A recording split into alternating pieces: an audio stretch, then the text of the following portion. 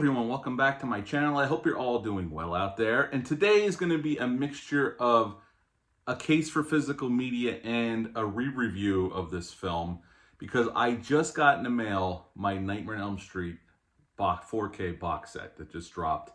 I didn't get the steelbook, that was actually sold out. I'm not paying those outrageous prices that they're asking for on eBay from the scalpers and that. So I just bought the standard edition, although I did see videos on the steelbook sets and they are sweet for sure. But yeah, the scalpers ruin everything and are just charging way too much money for those. But I got my set, and I already reviewed A Nightmare on Elm Street Part 1 and that 4K release, and it's the same release for the original in this set. So I didn't feel like there's no need to do the first one again. But we're going to go to the second one for today, and that one is A Nightmare on Elm Street Part 2, Freddy's Revenge. Now, before we get into this, do me a favor. Like, comment, and subscribe. Join me here. I greatly appreciate that. Also, as always, a shameless plug for my TeePublic store. I'll leave a link in that for that in the description box below. And yes, before we get into this review, just a quick, the standard set, slipcover, to show you all what's with this. And it's a thick, hard plastic case. They give you a set of 3D glasses that are come in handy for Freddy's Dead because on the disc the part where it's supposed to be 3D is in 3D, so you can watch it at home finally if you've ever seen it that way. And you just have all the discs in here, 1, 2, right in a row, right down a New Nightmare. So that's the packaging. It's a solid case. I'm happy with it. Again, those steelbooks look sweet, but yeah, you had to get it on those early. But anyway, let's talk about the movie and how the movie looks and just give a good review of this one. This one was directed by Jack Scholler. Jack Scholler had worked with New Line before, editing trailers and whatnot. Bob Shea was friends with Jack. And Jack had actually directed New Line Cinema's first film they ever produced in-house.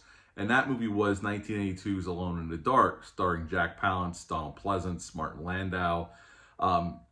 That movie, if you've never seen it, it's definitely worth checking out. There's a Blu-ray out there. I have a copy of it on DVD, and I don't know if it's streaming anywhere, though. I don't want to say it is because I'm not quite positive about that. But Jack had worked with New Line for years, and he directed their first film. In this film, we got Robert Englund back as Freddy, although initially he was not brought back, and we'll talk about that. Mark Patton plays Jesse, basically the first male Scream Queen. Kim Myers came in to play Lisa. This was her theatrical debut. Clu Gulager plays Jesse's dad, Mr. Walsh, and Marshall Bell plays Coach Schneider, the scumbag. And I only bring him up because you've definitely seen this actor before in Total Recall, Starship Troopers, many other films and TV shows. He's a character actor that always pops up, and I always enjoy his performances. And he plays a good scumbag here. Now, this film came out November 1st of 1985, less than 1 year from the release of the original film, although this film takes place 5 years after the original film. It's rated R, it's an hour and 27 minutes long, had a budget of $3 million, and upon release it made just under $30 million. This actually saved New Line, because while the original Nightmare on Elm Street made a lot of money, a lot of that money went other places, not to New Line's coffers. So this movie was either going to make New Line or break New Line. Obviously it made New Line, that's why they're considered the house that Freddy built, because they sure used Freddy to fund other projects throughout the years. Now, this film picks up, like I said, 5 years after, and Nancy Thompson is not back. Jesse is our main final girl or final boy in this aspect. And Freddy, while defeated in the first film, is back in terms of trying to possess Jesse and use his body to make a return. Jesse's father bought Nancy Thompson's old house. They just moved in when all this creepy, crazy stuff starts happening to Jesse. And he starts he likes this girl, Lisa. And he's just trying to figure out this new school. And he's going through these changes. It's also a metaphor for puberty and sexuality. And there's definitely homoerotic, things going on in this film. Although if you watch some of the documentaries, everybody on set will tell you they had no idea about all the homoeroticism in this movie. And when I was a kid and I saw this, I didn't pick up on it, but as an adult, it's clear as day that it's there. Not that it's a big deal, but you have all these adults that were on set that had no idea what was going on. Whatever. And finally, at the end of the movie, Lisa is the one that saves Jesse by believing in him and loving him, and Freddy melts off of him. But then at the end, we get that one last stinger. We're on the bus going back to school. Just like in the beginning of the film, we start out in the bus, and at the end of the film, we're on the bus or Jesse, Lisa, and this other girls they're friends with is on the bus, and Freddy's claw comes smashing through the other girl's chest, and that is the end of Freddy's Revenge. So what to like about this film? I think the cast is good. I think Mark Patton makes a good final boy here. Clu Gulager's always fun. You know, I think the cast is good here. I think Robert Englund's good here. His look is different. The makeup was done by Kevin Yeager.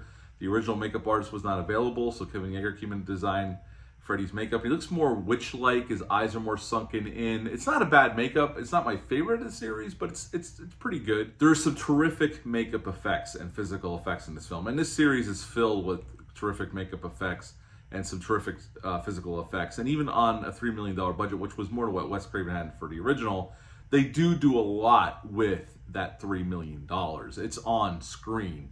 And this was a rush production, so the guys must have been working like crazy trying to finish up the effects and whatnot and get the shots they needed.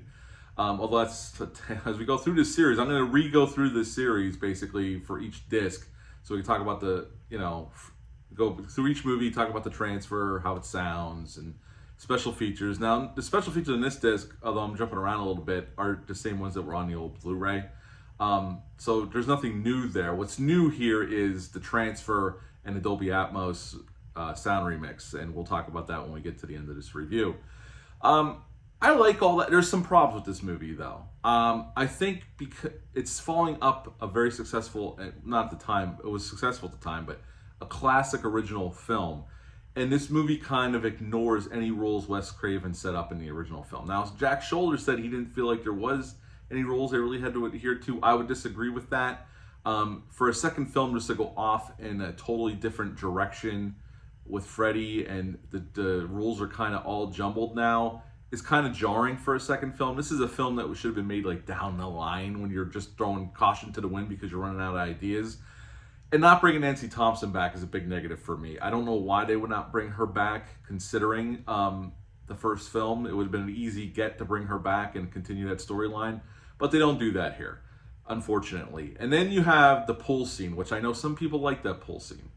Jack Shoulder couldn't get through directing that scene because he was laughing his ass off at how cheesy it looked. And even Robert Englund said he was having a tough time acting those scenes because he even thought it was a little silly. The problem with that pool scene is, and I said this when I reviewed this years ago, Freddy comes in, he's in the real world because he's possessing Jesse, so when he pops out of Jesse, he's in the real world. When he pops out, when he comes up from underneath and he, and then he gives that, you're all my children now. When he's running around the pool killing people, he's smaller than almost every dude there. And I said this in my previous review, but I need to say it again. It looks like because Robert Englund's not that tall. And the boys they have there, like some of them tower over Freddy. It just looks like one of those guys only could have just cold cocked Freddy and would have fell in the pool. And it's brightly lit. I mean, it looks beautiful, especially on the 4K with the new transfer, but it's not scary. It doesn't really work because Freddy's better when he's in darkness and that creepy blue light and in the boiler room or outside at night, stuff like that. This scene doesn't work for me because of all those things. So that scene still is a big negative for me. And again, just jumbling up the rules the second film into the series, I just felt like, what are we doing here, man? Like, they just threw shit at the wall and saw what stick. Like, they didn't know what to do with this. And Wes Craven was offered to come back, but he did not like the script at all. So there's that as well. But at the end of the day, this is there's some fun things in here. There's some really cool special makeup effects when Freddy pops out of Jesse's chest. That's really great effect. And there's a bunch of great makeup effects here. I mean, Freddy's not on screen all that much. I think out of the 87 minutes, he's only on screen 13 minutes total, which isn't a whole lot. And some of that he is sorely missed here. But overall, I still do enjoy this film. It depends on what mood I'm in. Sometimes I watch it, I like it a lot. Sometimes I watch it and it's just like, it's just okay. It just depends on my mood. The skull used in the film is the same skull from the Karate Kid. So yes, they did shoot the Karate Kid, that same skull.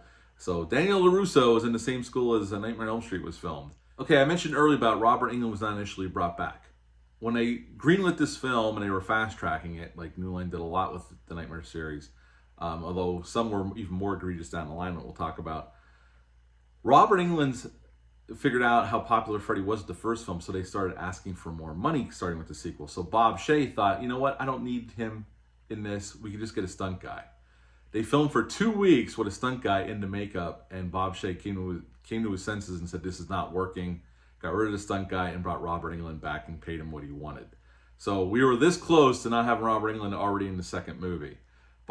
And considering how long he played the character and how iconic his performance is, Bob Shaye definitely made the right decision and coming to his senses and realizing, yeah, we need Robert Englund for this role. Now, the movie itself, I would give this movie a 7 out of 10. A 7 out of 10. Sometimes my score varies on this depending on my mood. 7 out of 10 on this rewatch.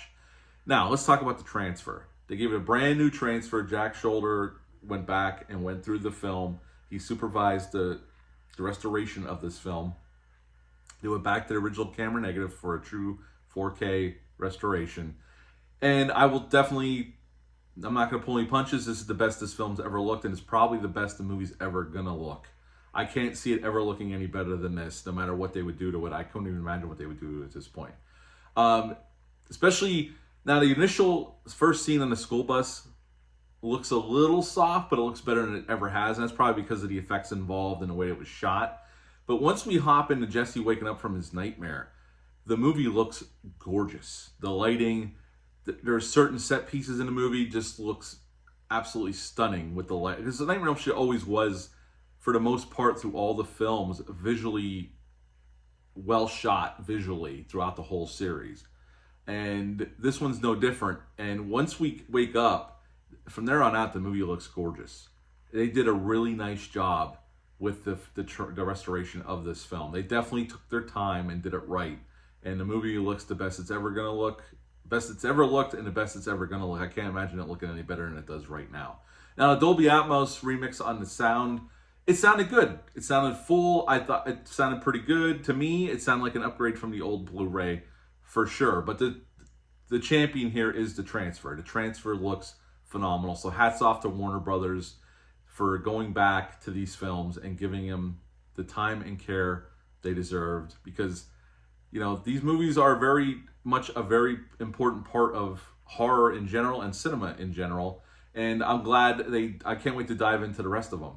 I know the first one they did a really good job. This one they did a really outstanding job, and I can't wait to see part 3, which is one of my favorite ones of the franchise, and so on and so forth down the line. So 7 out of 10 for the movie. I'm going to give this one a 9.5 out of 10 on the transfer for part 2. It looks fantastic. What are your thoughts on Nightmare on Elm Street Part 2, Freddy's Revenge? Have you picked up this box set yet? Have you seen the 4K restoration? Let me know down below in the comments. Let me know what your thoughts are on this. That's it for this one. I'll be back with some other reviews, and we'll pick up with Part 3 eventually, and we'll go through each movie through New Nightmare, or Wes Craven's New Nightmare. But until next time, bye.